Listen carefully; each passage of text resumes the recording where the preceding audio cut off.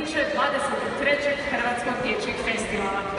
Sa zborovima iz cijele Hrvatske pjevajući istražujemo svijetove mašte, posebno one koje je osmislila Ivana Belička-Poredić.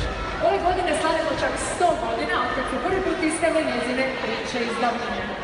No prijeđemo mi na naše glazbene priče.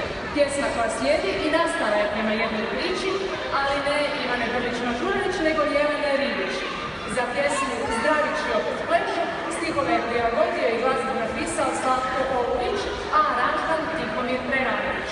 Zbor koji će nam je otpjevati zove se Zagrepčanke i dečki i dolaze naravno iz Zagreba.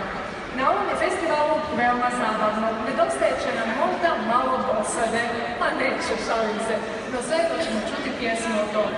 Za pjesmu Dosada riječi i glazbu smislila je Medi Krošelja, a aranžman potpisuje Robert Funčić. Pjevat će nam zborovi Morčići i Mali Riječani. A kako volimo priče iz davnine, red je da ih i otpjevamo. Zato će se pobrinuti zbor Cicibani iz Karlovca. Glazbu potpisuje Ratko Bogačić, riječi Ivan Kuliš, a aranžman Tonije Derović. I na kraju jedna čarolija iz svijeta računala.